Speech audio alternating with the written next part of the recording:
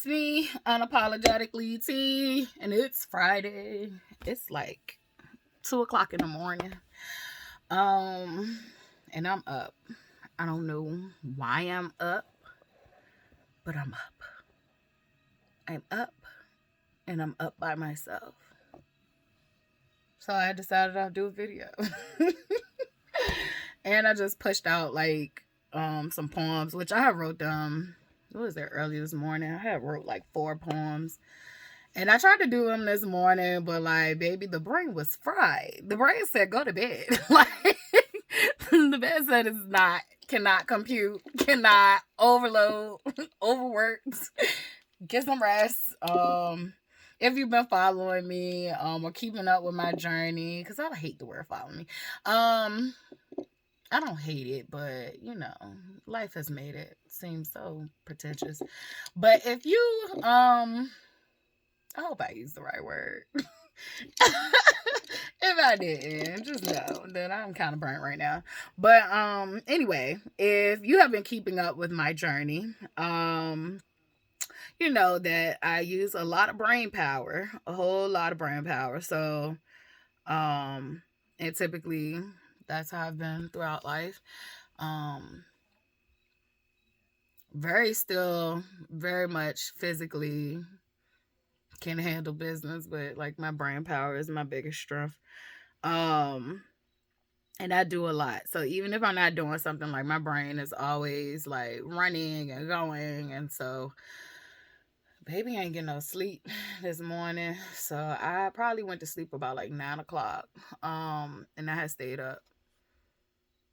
Yeah, the sleep is not regulated right now. I think I'm kind of like stressed that I don't have a car. I'm stressed that I miss connections that I had with people. I even have new connections with people that I want to form. Well, not form, they're already formed, but I want to keep going.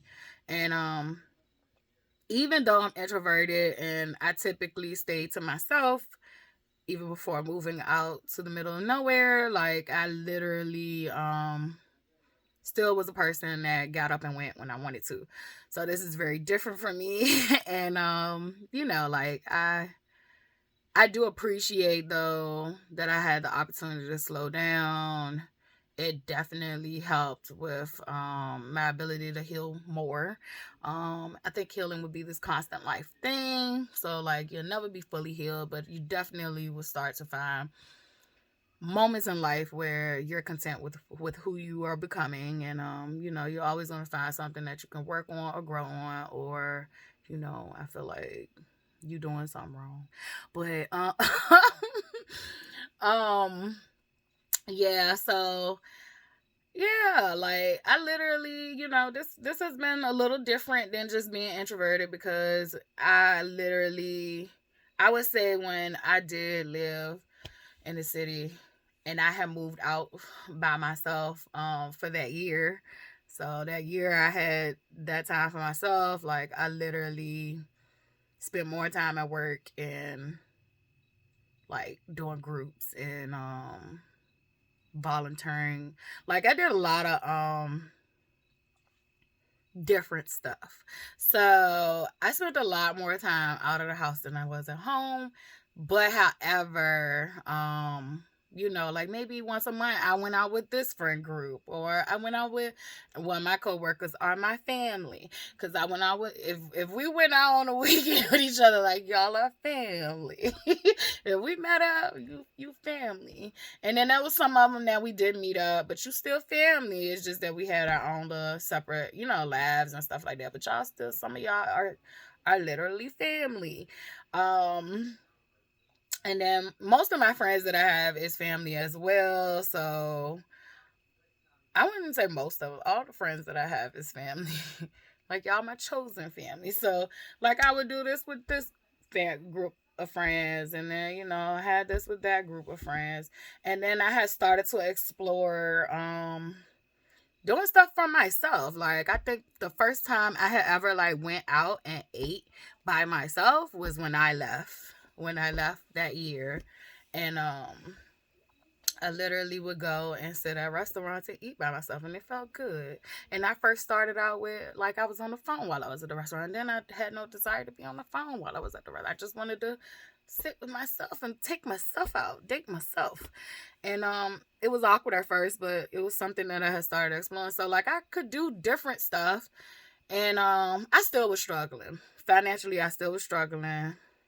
I'm struggling more financially than I was then. However, I'm gonna trust God on that one, and I thank God that I've been poor and like I've been worse. I feel like I hear Tupac. My stomach hurts. Oh, I can't say the other part probably because the video will probably get flagged. So I don't know. But yeah, like, I don't know, this would be a random video. It'd be teasing the thoughts. I feel like teasing the thoughts just be like really, truly my inner thoughts. Like that usually typically I don't share with those in the world. It's just a select few people. There was some things I have wrote down though that I wanted to talk about, which I don't mind talking about if I can pull it up. But yeah, I think that was probably like my biggest. That's been my biggest struggle is not having a car for the last like how many months? When my car break down? Was it July? I know it was the day I was supposed to meet with my best friend. We were supposed to go to this pool in Hanover, and I didn't even make it out of. I didn't even make it to Richmond. Let's just say that, and it was hot as fuck. And me and Charlotte had to sit there, and that's how I knew. At that very moment, I knew I had grown. I had grown a whole lot. Usually, when the car breaks down, I lose all fucking faculties. Everything shuts down, and anger comes out, and I am mad at the fucking world. And that day, I handled everything. Like I had to wait 2 hours almost for my stepdad to come, which the old childish me, selfish me would have been like fuck. But nope.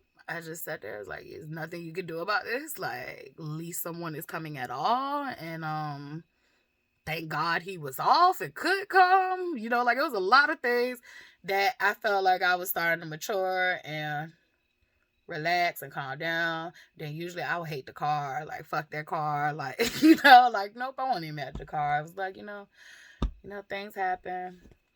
Um, I usually don't do good and heat either, and there's no water available. Like I did have drinking water though, so that was good. But the heat was heating, and then we had those like Charlotte called them what is it like bee flies or something, like she said it's some flies like if you snap at them they go away, and she knew them from camp, so from going to camp and stuff. Sweat bees, that's what they're called, sweat bees. um they kept coming around us like it was just like it was an experience, but I was cool as a cucumber, like literally, not just on the outside but like literally in the inside. It was peace. It was like, it is what it is. Like I can't make any changes. All I can do is be thankful that help is on the way. um and we ended up getting my car back without having to pay expensive tow truck fees because it was very far away from our house, and they definitely gonna charge you by miles. So yeah,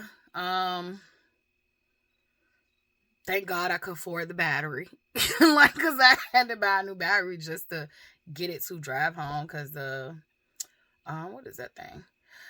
The alternator had killed the battery, which literally I had to buy a new battery and then drive it home, and things happen where my stepdad was ready to fix the car, but I didn't have the money. And then when I had the money, he was busy, and so it was just like it wasn't connecting. And I don't know, when stuff like that happen, I just look at it as in God telling me to sit down.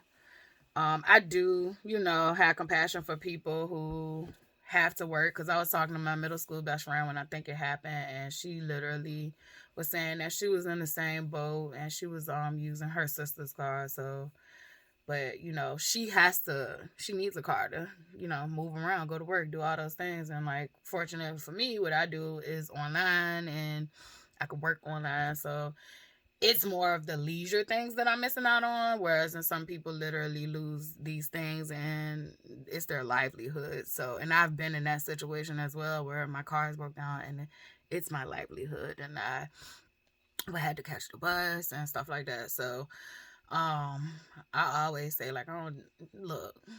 The smart people be catching the bus because it's cheaper. So, like, look, a lot of people be trying to be bougie and shit, but sometimes that bus ain't too bad. It is a lot of preparation in catching the bus. That's the most, I think, inconvenience part about it. Like, making sure that you get up early enough to get to places that you gotta go and stuff like that. Knowing them schedules and stuff.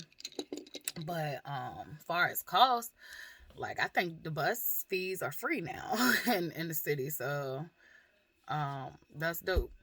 But it's still an inconvenience when you're used to having the luxury of having a car. So for me though, it was just leisure. So that's why I really try not to complain to too many people. I will, complain to my best friend. Um I have 2 middle school best friends. Yay. But yeah, I'll complain to that's I consider her like that's my number one best friend, like good best friend.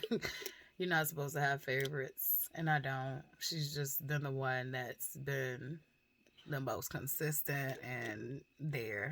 I don't even know why I'm talking about this because I don't think it's important. It's not a competition. Everybody provides different things, so that's all that's important. But yeah, I'll vent to her. Um, And I'll vent to the middle school one too. I'll vent to her about anything, but we don't talk as much. So, yeah. Um, but yeah, I think I'm gonna start playing Animal Crossing. My daughter used to play it, and one of my coworkers used to play it, and they seem to have a lot of fun with it. But I don't know. I'm gonna see if I like it. But if I don't like it, she can have it back. I know it's expensive as hell when I bought it. Um, but yeah, so I'm gonna get a PlayStation a break. And I'm just waiting for Assassin's Creed anyway to come out. And then that PlayStation is gonna get booted back up. I need to buy another controller because I think when I moved the controller, I boxed it back into the original box. I don't know if it got like the controller got stuck or something, but the controller be wilding. Like, my character be doing circles. We done tried to recalibrate it, and I think it's just that controller is doomed. So when I can fit that in to the budget, I will definitely be buying another one of those. Um, and Assassin's Creed has been put on, hold. So, well, like pre-order. So, I'm just waiting for the release. I think they said maybe November. But with games, it can change. Sometimes it can stay the same. Sometimes they can move it up. So fingers crossed. Fingers crossed. But yeah, I said I was gonna look at my list. Yeah, I'm all over the place because I think I'm sleep deprived, really. But I do know, like, my sleep cycle is I think it's non-existent. It's just doing what it fucking wants to do. It's like, girl, I want you to sleep from this to this, and then it's like always around 8 o'clock or 9 o'clock I get sleepy, but then I only sleep till like 10 or 11, and it's like, why couldn't we just stay asleep? Like, why couldn't we? And I was doing good. Like, I had where I was going to sleep about like 9 or 10, and I would sleep through the night. And it's like, now it's like somebody be waking me up like, bitch, this is the party hour. Like, you're still young. Like, and I'm like, I don't even party. Like, leave me alone. Like, it's nothing to do here. Why are you waking me up? Like, I'm gonna be asleep during this time. There's nothing going on. Let me see what I wrote down. I might have wrote it in my. Did I write it in my notes? Because I was studying last night. When stuff comes to me, I'm learning to write it down now because I don't always do videos now exactly when something comes to me. Mm.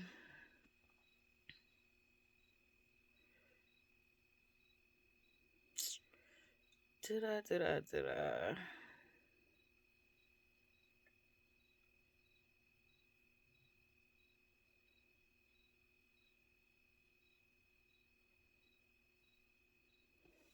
All right.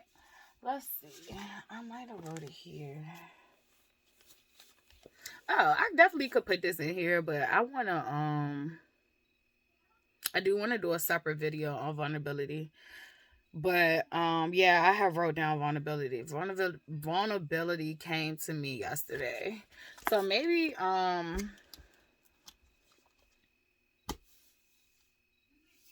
edit this one and make it vulnerability. I don't know. Let's see where it goes. You know, buckle your seatbelts. Get ready. Make some mistakes. All right, so I don't know. Look, I can't always be put together. And when am I really ever put together? If you pay attention to me, for real, for real, I might say put together, but I'm not. Um, I guess this is what sleep deprivation looks like on me. Vulnerability. That one came to me because I feel like vulnerability gets a bad rap. Like, vulnerability gets accused of being a weakness, but I think weak people actually tries to rebrand vulnerability as a weakness. And then essentially you have everyday people looking at it and shaming it as a weakness. So vulnerability is not a weakness, baby. Okay, I'm the vulnerability queen. I'm gonna just go ahead and wear that title. I'm the vulnerability queen. Over the course of the last 9 months, I've came out to you guys. I've told you that I was diagnosed with HSV2. I have been transparent about my grieving cycles. When I'm grieving, I sometimes write posts and let you know I'm grieving.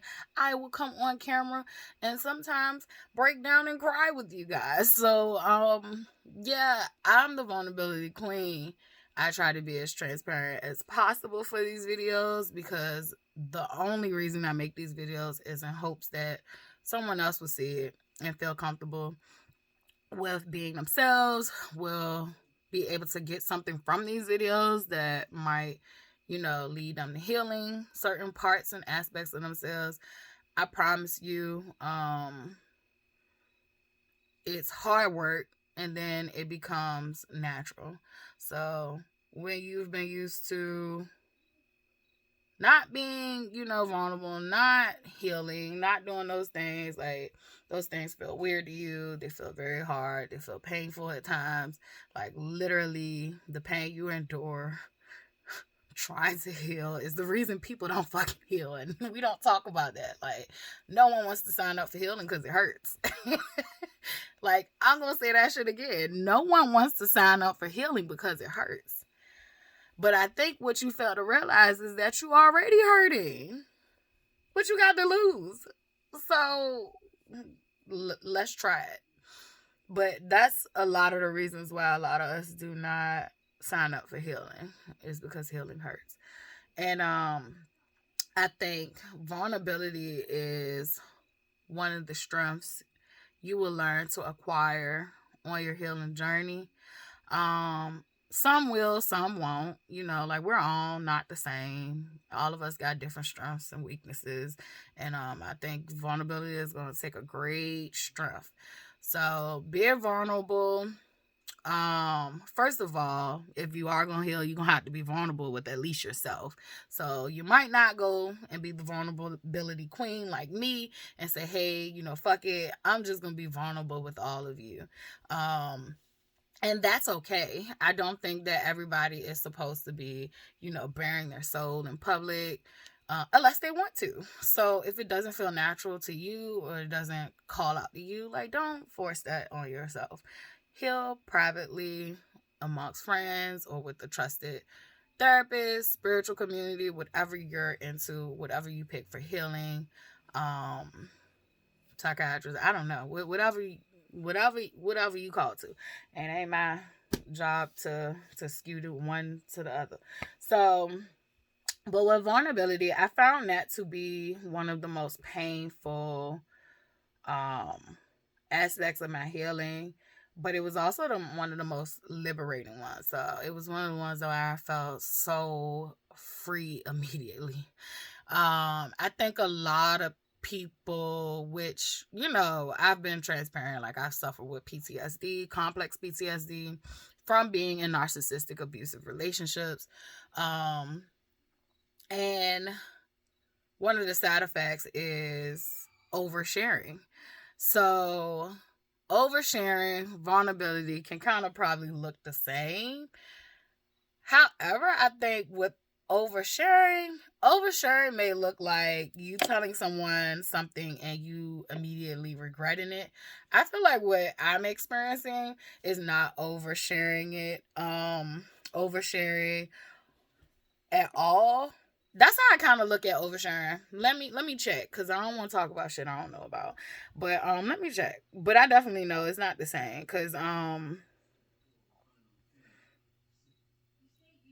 for me, I don't feel like oversharing is even a fucking thing. I feel like if you ask me how I'm doing, I should be able to tell you how I'm doing, because I am one of those girlies. If I ask you how you're doing, I really mean how are you doing. I want you to bare your soul. I see you. Like, let me know you're not okay. Let me know the dog, took a shit on the carpet this morning and made you look late for work. The stuff that people would be like, well, I don't really want to know all that. I'm not one of them people. I don't give out fake invitations for how you doing. I wouldn't ask you if I wasn't invested or interested in how you were doing. So, like, I'm just one of those people. But this is the definition of oversharing. When someone shares too much personal information, often to the wrong person or at the wrong time. So basically, oversharing, like I originally felt in my spirit, it was something that is basically telling you like you're making a mistake in how you're sharing.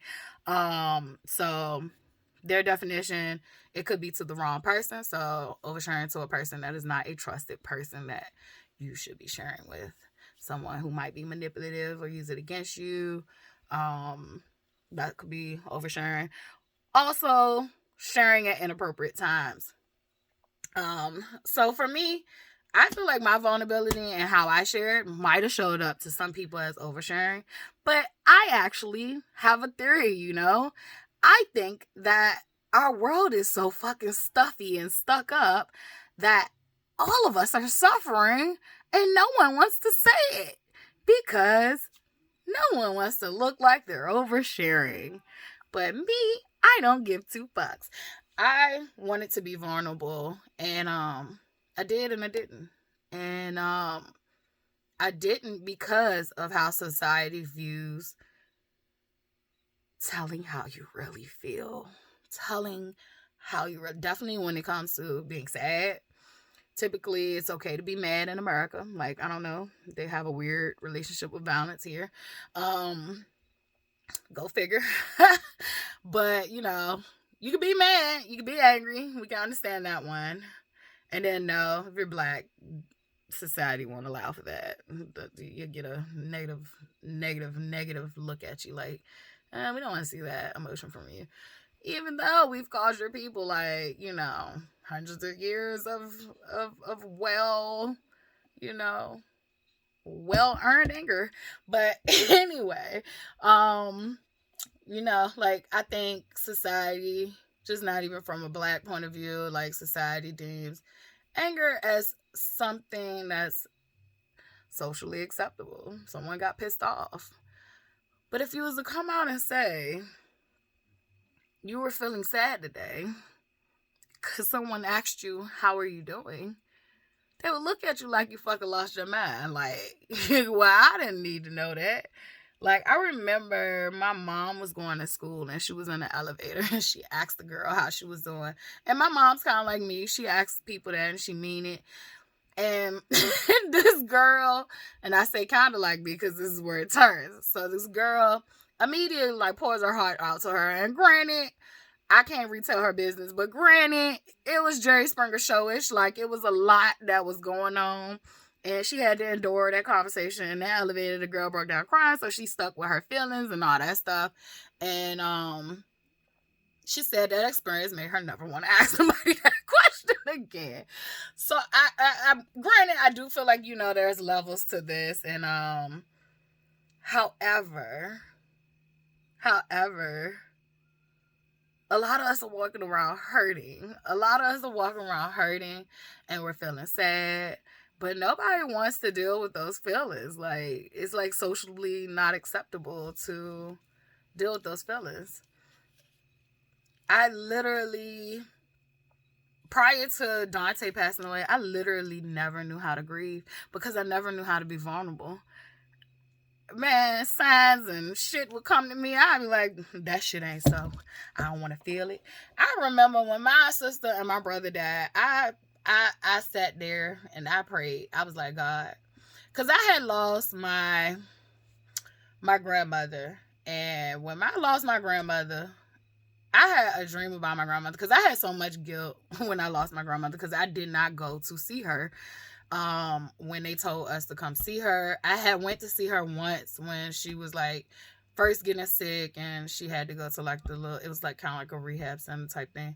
But they did tell us again to come and see her, and I kind of looked at it like I didn't, you know, I thought she was going to be okay. So, and then I already had all this chaos and dysfunction going on in my own space.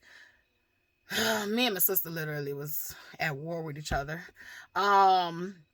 before the war actually erupted. And then I just, you know, I was running the household by myself. Like, so it was a lot because he had got locked up. So like, I was just going through a lot of different changes and transitions. And when she died, I just felt like, yeah, I just felt like guilty. Like I did not go see my grandma, and I love my grandma. I've said that over and over again. Like once I met my grandma, she was not able to be like the grandma like my mom is to Charlotte. But however, I could tell my grandmother loved me. I never felt like she didn't love me.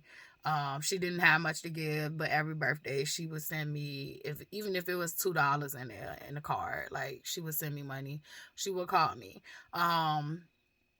So yeah, grandma, love you, miss you, all that. Never got nothing bad to say about you, but that's my perspective of her. You know, other people in the family, I've heard stuff, so that's my perspective of her. I can't speak to nobody else's perspective. She was good to me, but I hold space for anybody, you know, who felt some type of way from her, because we all get different perspectives of people in life. So anywho, I had such an intense dream after my grandma passed away, and it was real. It was like so real. Basically, like she was sitting in a chair, and the house that we were in, it was very unfamiliar. Like I never had seen that house before a day in my life. And she was sitting in a rocking chair, which was definitely much her, because anybody who know her, like she used to like to sit on the porch and she would listen to her scanner, or she just like to, you know, speak to see the people Rap has. Like she was nosy, but I loved her, like just an old country nosy lady. Literally, because when I used to go to her house, like she used to have a scanner. Like I literally grew up and used to have a scanner on my cell phone so that I could know what was going on in the city. Because that was something my grandma imprinted on my nosy ass. So yeah, like, but they done changed it now. It's hard to get to them scandals now. I don't know why they don't want us to listen. What y'all doing wrong? All that shit should be very transparent. But I've digressed. But yeah, she came to me and it was a very foreign house. But she was in like rocking chair type thing. And I was my size, but my grandma called me over and she called me over and was like, "What's wrong?" And I was like, but I didn't get to come see you. Like, I'm crying, I'm bawling. I'm bawling like a baby. And I'm like, I didn't get to come see you before you died. I didn't get to go say goodbye. And I just felt like I should have been there. And she was like so sweet, and she was like, "Come here," and she got me to sit on her lap. I don't know, dreams be weird, so I must have morphed into my child self because my big ass couldn't have sat on my grandma's knee. My grandma probably like 4'10", 4'11", like very short, very. See, she'll whip my ass if she heard me saying it. But yeah, she's a very small woman. And so I don't know how my big ass sat on her knee. And it's good because I'm able to joke about this. Like in the past, this was like terrifying for me to visit. Um so she was like, "Oh baby, like don't worry about that. I'm okay." She was like, "I'm okay and you okay and it's gonna be okay." And she hugged me and I hugged her, and I just broke, like, like I'm already crying, but like when I started to hug her, and I felt my grandma's hug. I felt my grandma's love. I felt it, like, and I just broke down crying. It made me cry more. I'm just like, grandma, like, and literally my heart started to beat so fast. It scared the shit out of me. It scared the shit out of me in the dream. And it was like, after that interaction, like I immediately woke up, and when I woke up, my heart was also racing. And I just broke down and cried, and it was just like it was this phenomenal dream for me because it was my grandma let me know, like, don't you dare like have guilt for that, and that she was okay. And not only that she was okay, that I was gonna be okay. So um after that dream though, it was so intense. It was very, very, very, very intense to the point like my heart was hurting. And I just didn't want another dream like that. And I've had dreams about people who've died, and they've been intense before too, but not ever that intense.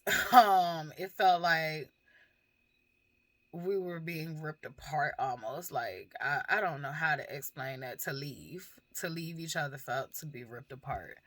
Um so yeah, I had that dream. That was definitely some closure for me and some guilt I had. But after my sister and my brother died, I prayed. I was like, God, I even called both of their names because I had separate prayers. They died at separate times. I was like, don't come. Don't come fucking with me in my sleep. My other sister who was murdered, she used to come see me, but like her dreams used to be cool as a bitch. Like it was no it didn't feel heavy. It didn't hurt like that. And when my sister died, it fucked me up. Like, but her dreams didn't used to be like that. Her dreams used to kind of like let me know that wherever she was at, she was happy. Wherever she was at, like it's cool. Like, but it was never intensity like that. Like, matter of fact, we never even touched. We would just be sitting there like talking with each other in certain instances, but we never even touched. Grandma, like we literally touched, and maybe that was something. I don't know. I don't know. I feel like if you know, you know. Some people, don't have good dreams or can't remember their dreams, but I'm a dreamer. Um, Either I remember my dreams, I don't remember my dreams, but I can say I'm gonna start keeping a dream journal and putting it by my bed, or either start using my notes, excuse me, and start trying to document my dreams. I do know they say in astral projection that if you can remember things with detail, then it's astral projection. And I think that's what I had did with my grandma, because like I remember every single detail. I never forgot that. I I still feel the intensity. Like I keep touching my heart because I could still feel how intense that one was. And I've had others that, like for detail, like I can remember exactly to this day my dreams. So they say typically those are astral projections, and then like when you dream and it starts to get foggy. You start to miss pieces and stuff like that. That's usually a dream, which dreams do still have meanings and signs for you and all that stuff. So, yeah. But I do think I want to get a dream journal. I might make my own dream journal. Y'all want to buy one? I might design my own dream journal because I like doing stuff like that. Um, and it could be like really like outline for you so you can know like probing questions like to spark your memory before it leaves you. But anyway, yeah, when my brother and my sister died, I prayed. I was like, please don't come to me in no dreams. Don't come to me in no dreams. My sister was childish, and she was childish in life too. She would come to me by talking to me, and it was like, I did not want to hear you. Like, you're not here. I don't want to talk to you. Not today, ma'am. So like I was literally like avoiding that shit. And like with my sister, like it with her death, that was hard. Just knowing that she had died of a heart attack, which she did have um a weak heart, and she had a weak heart because when I was younger, she had overdosed, and she had to have open heart surgery, and she had to have brain surgery. So I, witnessed a lot of traumatic events as a child. Like we literally was in the hospital. We thought she wasn't gonna make it. They literally told the family like, it's up to God. You gonna have to pray. I watched my sister, basically get nurtured back from on death's doorsteps, and get nurtured back to good health. And as soon as she got nurtured back to good health, she gave my mama hell. Like she gave my mama complete fucking hell. I was like, God damn, like this lady just took your half dead ass and got you back good. And okay. But see, I just grew up with a lot of chaos and confusion. I think that was something from my sister's death that I realized, like, me and my sister had a different mom. Like, my mom had her at 17. My mom had me at 40. Like, the mom I got was not the mom she got.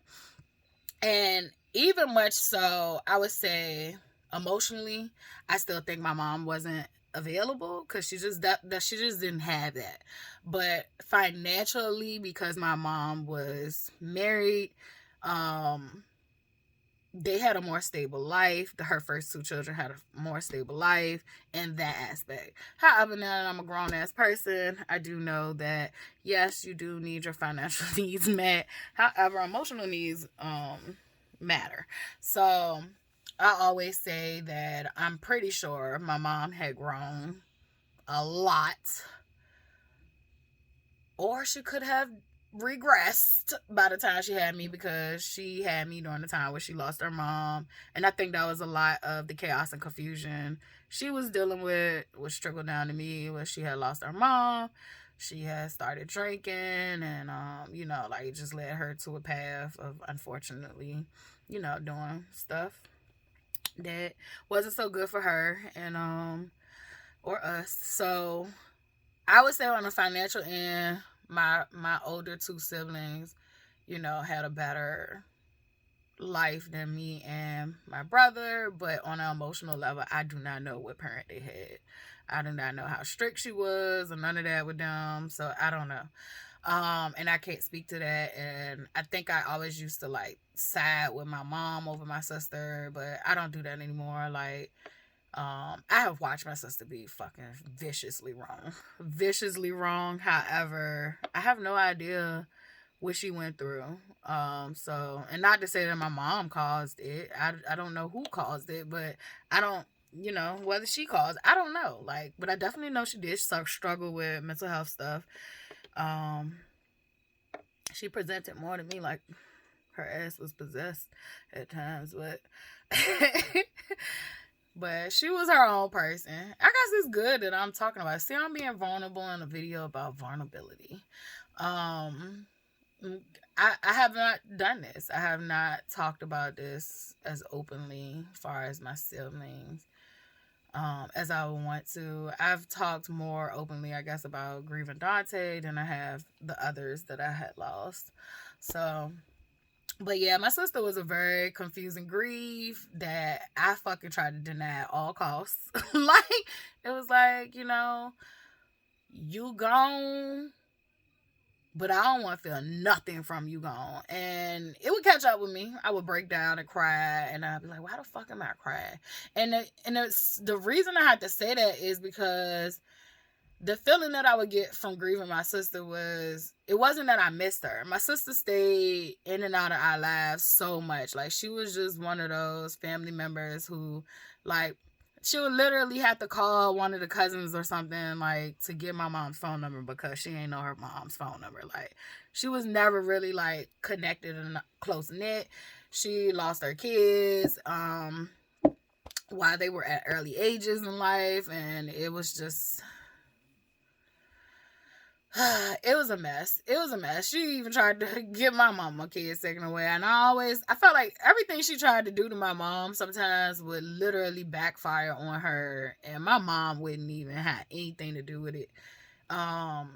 She literally, one thing I can't say about my mom, like, she wants to support her kids. So, like, anytime my sister or my older brother, would need help, need to get back on their feet, she would let them in. Like, and me and my brother be looking at her like, y'all remember what happened the last time? Like, and I think truly and honestly, like, I learned from her that, unconditional love meant that you should allow people to fuck you over and over again. And I know with motherhood, it is easier said than done, but at the same token, it's like, what point do you choose yourself? Like, and so I could see it for her, but I didn't realize I was being conditioned at a very, very early age to allow family. Just so many instances I was conditioned to allow family to just be family, and I'm supposed to have to deal with it. And it was worse fouls committed than my siblings. So yeah, that was with her. It was a complicated grief. I do say when we had to clean out her room, and that did give me a lot of peace because it looked like, my sister had miraculously, like, got her shit together. Like, I don't care what nobody say. Baby girl had turned it around. I don't give a fuck. She turned it around, and it was for 2 days. Like, you could tell she had turned it around. They didn't find any drugs on her. They didn't find any drugs in her system, so that meant she was not doing drugs at the time, which is a big woo-ha for her. So it was like, she had made peace with herself. And I always looked at it like, maybe God took her because she had finally made peace with herself. And one of the parts that hurt me was that she had a heart attack, and she was found crawling. She was halfway out her door trying to get help, and she just did not make it far. And the time of night it wasn't many people, walking to find her or see her until she was already gone. And so yeah,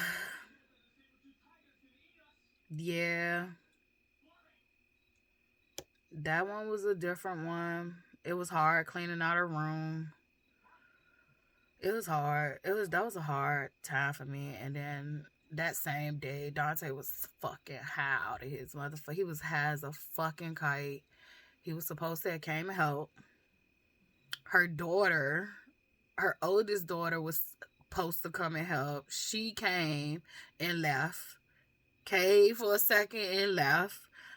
Tried to figure out what she wanted to get and left. And me and my nephew and his girlfriend and Elsie basically had to move her stuff from the room she had and put it in the storage unit. So we worked that day, and I got home and Dante was high out of his fucking bed. And I was just like, really? I just don't need this right now. And I'm like, bruh, could you at least help get the shit out of the car that needs to go in this house? Like, can you do something? Like, not something I used to, like, in the end, like, it just got so fucking bad. It was like, I shouldn't even have to ask you, like, can you come help me move shit out my stuff? Like, we've been together for too long for me to have to even ask your ass. Like, you should have shown up for me. But He was on the bench. He was out of his bath. Like, I don't mean like you had just chilling and relax. Like, that nigga was tooting and booted. um, yeah. See, I don't like revisit that shit because it's just like, ugh. Fuck was I thinking? But but you know what? I'm telling you, like, I cannot regret these people. They've hurt me, and I can't regret them. Like, they made me who the fuck I am. Thank you. Thank you. You know not what you was doing. Maybe I think with Dante he did, but I think, you know, with the other ones, I think y'all just didn't fucking like me. Um but yeah, that was with my brother. My brother on my that was my sister on my mom's side. Then my brother on my dad's side, he OD'd, and it was just some suspicious shit around that. Definitely know that some people knew he had OD and they left him. And instead of trying to get him help, you know, people drugging and shit, they panic. And oddly enough, the universe has a wicked way of making you forgive fucking people. Because oddly enough, which Dante was the catalyst for. So my brother, he OD, he was found in a car. OD. So I don't remember if it was his car, but all I know is he was found in the car at a party house where people, you know, drug and stuff, and he was dead. And my brother had OD quite a few times over the years, and you know, quite a few times, couple of times I definitely went out my way to be there for him. And it was something about drug addiction that I always had empathy for, and I think it comes from childhood. I watched those that I loved deeply struggle with addiction. Shit, like, so I never looked at drug addicts as just filth, and I never will. And I dislike what other people do. I don't look at drug addicts as a lost cause. Not all of them, okay? Not all of them. You know, sometimes some things is irreversible when you start to do brain damage. I'm gonna just let that be clear. But I feel like if somebody's still there, it's still hope. And hopefully when they get off their path, maybe they can, you know, help the next person that's experiencing that. But I never looked at drug abuse as something filthy. Drug abuse to me in my mind always was that people were hurting. People were hurting so bad that they'd rather not be here. They'd rather not be here for this moment. And anything that could take them away for this moment is why they do drugs. They're trying to feel better. They're trying to, you know, escape the harsh realities. And I think we all can relate to that. We might not use drugs to cope with it, but we all do find something to, goddamn fruit fly. We all do find something to distract ourselves from some of our harsh reality. And that's why some of us are stuck and stagnant, because we're not healing. We're not facing our problems. We're masking and covering them up. There are plenty of people who are taking pharmaceutical medicines who don't think that they're an addict, but they don't take it. They'll have the same withdrawal symptoms as a heroin addict. So, you know, I feel like with drug addiction, judge less and try to figure out some solutions for mental health, because substance abuse is definitely them self-medicating. And it's just as simple as that. Like, they're masking some pain that's going on that they haven't been able to heal from. So, yeah.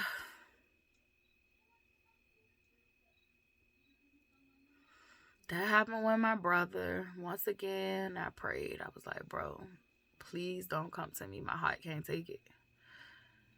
Cause his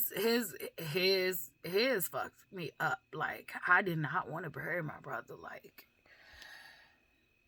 I did not imagine burying my brother. It hurt. It hurt on so many levels. Like, I lost my brother. His kids lost him. It was a different grief than my sister. My brother grief fucked me up. Like, I couldn't even go around his kids. And I know, I call her my sister, like, but that was his fiance. Like, I know she wanted me around. I know she wanted me around. I couldn't do it. I couldn't do it. To face her and them kids, man, I had to face that my brother was dead. Like, and I just wasn't in a space where I was ready to face that my brother was dead. Like, that I wanted to live in this space of denial. Like, yeah, maybe I can't call him right now. Like, but he not dead. I'm tripping. But, living in that denial, what ends up happening, you try to run from shit, it finds you. So I have talked about this on another video, but Dante was out. I get this fucking frantic phone call, and I mean, literally, my brother had just died. It was real fresh. Just that. I'm literally sitting at home, fucked up, because my brother had died.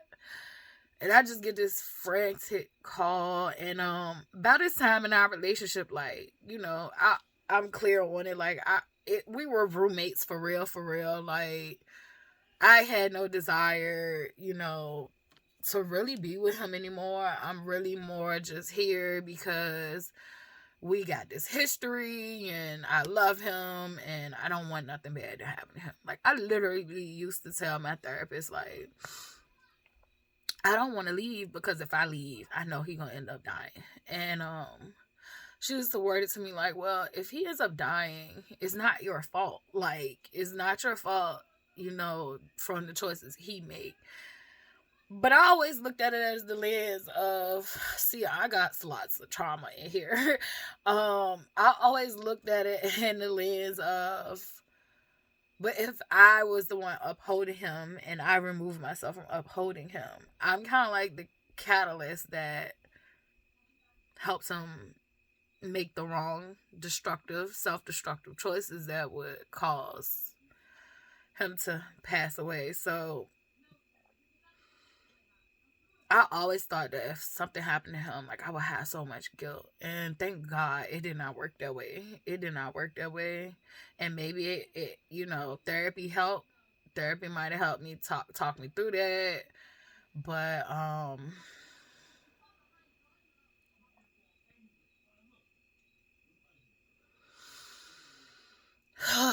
I remember that day getting a frantic phone call. And I'm like, what is wrong? Like, and I just, he's all over the place and telling me about the girl. And I'm just like, I always say, if I'm that person, I'm not. See, I don't went from crying to laughing, but unfortunately in the past, I am that person. If you got a problem, I'm talking to all street people who's had girlfriends that's like this, but if you got a problem, I'm the bitch that fix. So I understand why he called me, because I'm his fixer. I make problems go away. And I'm gonna do it to what's in the best interest of you and me and all that stuff. However, because I'm grieving and because I'm not thinking straight, I fuck up and jeopardize me. And see, that's a problem now, because if I jeopardize me and I jeopardize my record, like, the whole ship sinks. The whole ship is fucking sank for real. So, but I was that person in the relationship. Like, I was always the person who, when he needed, a logical, that's where my logic kicks in. My logic kicks in high stressful situations where you need a fixer. You need someone who can look at the situation and be like, that's where my overthinking, all that stuff becomes a gift. Because I can blueprint in my mind, if we do things this way, what our outcome gonna be, or likelihood, the probability, like what we do it this way, what's the probability. However, I was in an emotional state, so that shit wasn't working right. However, I'm still a fixer at heart, so I'm like, I'm gonna fix this shit. I get there. He's obviously in an emotional state too, because I've never seen this nigga respond this way. Like, usually he would be the first nowhere near a scene. Like, he's smart. He knows these things. Like, he knows when stuff happen, like, he got to go. Not that we've been in this type of situation, but there's been situations where he know he need to flee a scene. He has to go. Like, he know that, and he didn't do that.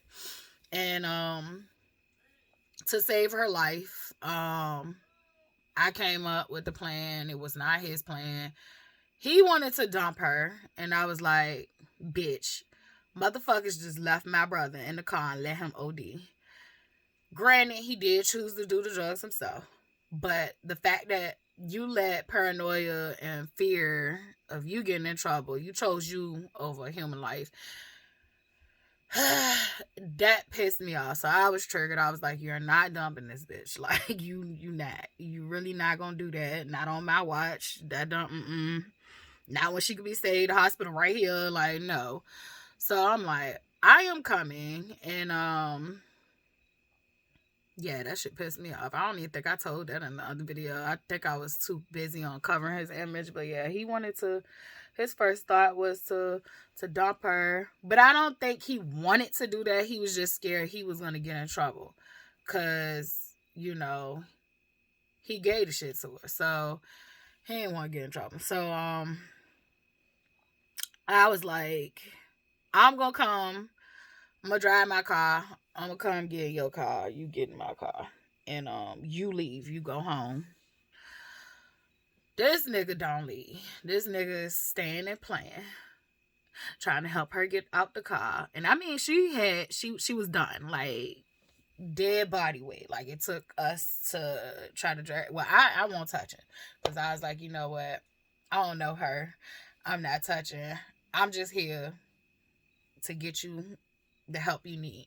So I let the nurses and help do that. So however, the game plan was for me to just be like, you know, I gave her a ride. I know of her in the neighborhood. I don't really know her. I gave her a ride. I had to run to the store real quick, and I came back out, and she was like that. Which would have worked.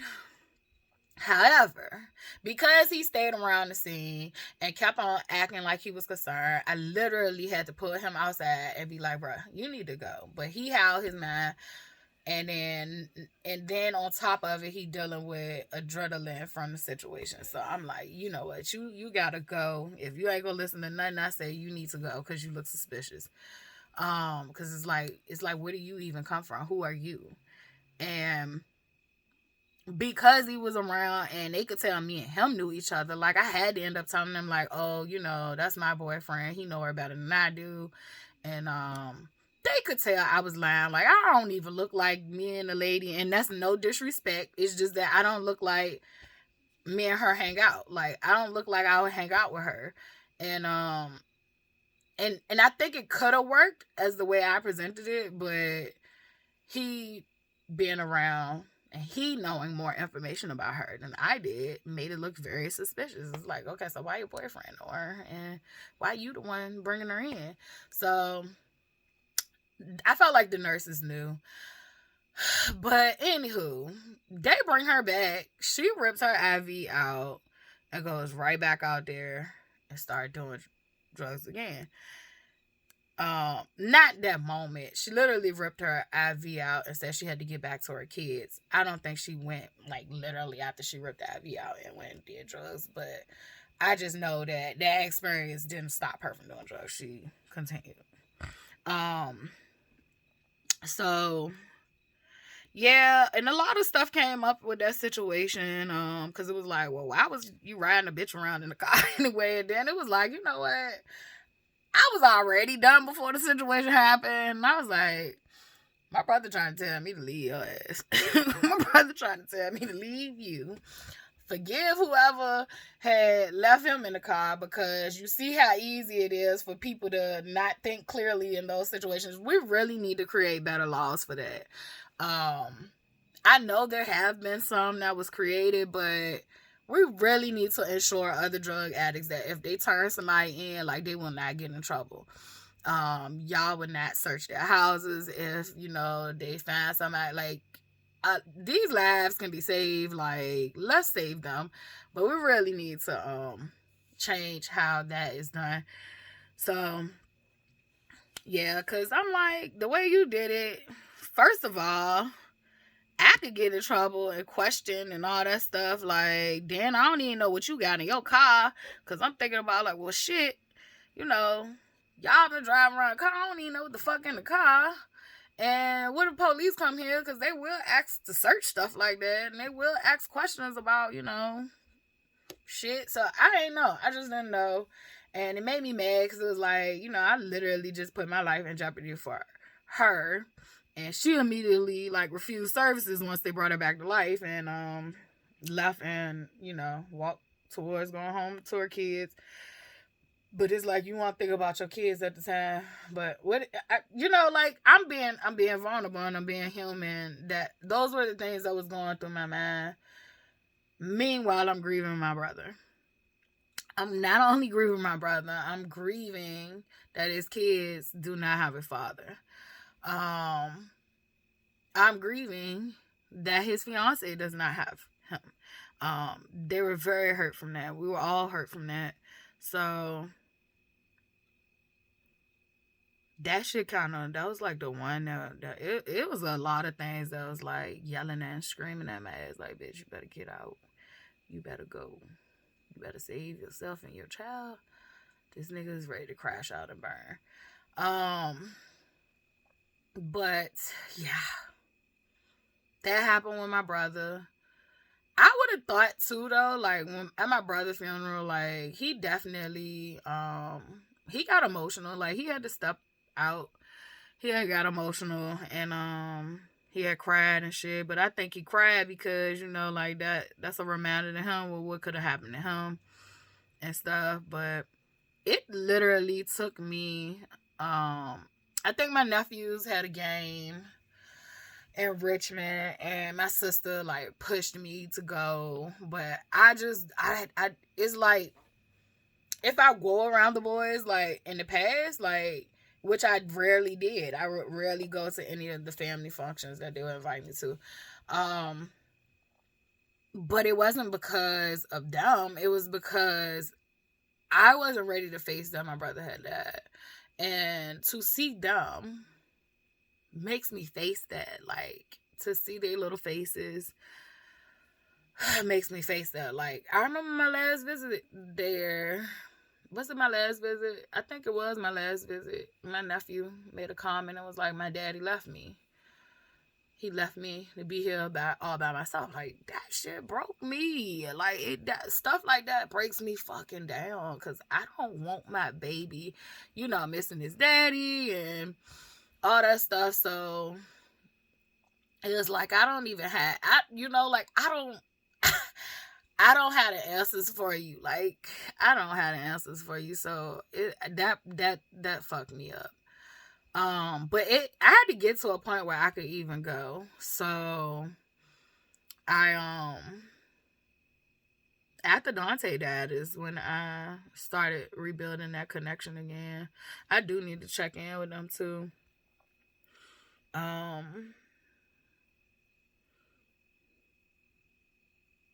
And he got 2 other sons in Richmond. I need to check on them too. But so he got 4 young ones, and then he had her kids, who he looked at as his kids too, and then he had his 3 older children who are grown.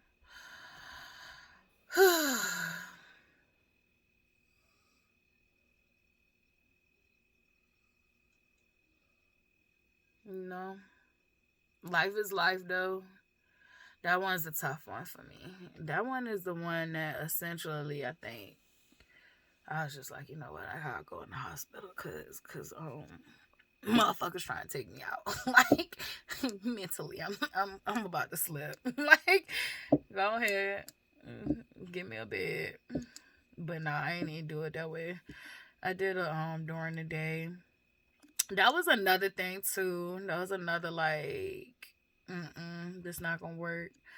And it was plenty of this ain't gonna work in my life, my relationship, but they didn't register me as this not gonna work. It was more like this gonna take a little bit more work. But the last couple of years in the relationship, it was a lot of this not gonna work. This ain't what you want. Um, mm-mm, no, things ain't gonna get better. They're gonna get worse. So yeah, we were supposed to do the partial treatment program together. So they had a mental health side, and then they actually had like a tailored substance abuse side, which still deals with mental health, but it also deals with having substance abuse issues. And so we were supposed to do it together, had signed up and everything together. Mine's started first, and then I think like his was gonna start up like a week or two later, which was cool and to me. And literally the day he was supposed to start, like I think I had already, started there and was getting acclimated. He basically like declined and was like, I feel like I got this on my own. Mind you, he was starting to like level out and act like himself again. However, if you've been in a relationship with somebody who struggles with substance abuse, like a lot of them will really do that just so they don't lose you or so that they don't basically like to reel you back in to make you think, they got it. Some of them literally do it because they think they got it on their own, so in his case, I really felt like it was a mixture of both. It was like, I think I can do this on my own and I don't want to do this class. These classes every day. So he was like, yeah, I know I can do this with myself. I'm like, shit, I'm strong. Like, I know I can do this. And I'm like, well, what happened all the other times? Like, why are we here? Like, oh, nah, I'm serious this time. You see, shit, I've been clean for like 2 weeks. And he never was ever fully, like, I don't remember the time he was ever fully clean. Because like, clean for him was that he was clean if he was just sniffing dope. Like, that was clean for him. Like, yeah, this shit, wow. This is like the sprinkles on the ice cream. Like, but you haven't gotten to the jawbreaker that's underneath the ice cream scoops. So this is like the pretty little sprinkles. Like, if you think this is bad, it's some worse shit. But like I always say, that shit made me who I am. He could have created a whole fucking monster, and maybe at the appropriate time, maybe I don't need to be a monster. but nah, he was a catalyst for me healing. He was a catalyst for me to love myself. That's how I'm gonna view that shit. Cause if I loved myself, I would have never stayed. I would have never stayed. But when he did that shit, I was like, oh. So you gonna play in my face. You just gonna basically say, you had the opportunity for us to heal together. Us to literally reset, reboot, and heal together. And you literally said no. You gonna do it your way. Okay, bitch, do it your way. I'm gonna do it, man. And I think that's when it started to truly click, like, okay, that's when stuff started to align for me. That's when I started to learn about codependency. That's where one of the girls in the group introduced me to the narcissistic abuse recovery group. Oh my god, I miss them. Like, I literally need to get my car fixed just so I could just pop up at one meeting at least. Like, I miss them so much. They played an integral role in me finding my strength, and even I wobbled.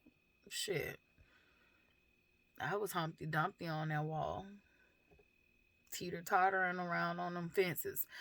But they definitely gave me the strength, though. They definitely wouldn't allow for delusion to set in too long. Like, it would be like, no, yeah, that's pretty bad. Like, nah, you should definitely get the police involved. Like, and I'm like, but as a black person. And then the situation ended up happening again. It was like, you know what, fuck all that black shit. Like, at this point, it's me or him. Like, and I need a paper trail. Cause I'm not about to, just be sitting here like a sitting duck. And that one was a hard one for me too. That one was a hard one for me. Like, being threatened constantly. Like when he would have like these moments where he would like flash out on me, like he would constantly like make threats, and I don't mean like these little whack ass I'ma smack in your face. This was some I'ma pew your ass in your face, or I'ma pew you. Like, so I was like, I can't play with that. Like, you telling me you gonna do that? What? And so, yeah, it got to that point, and it was just like,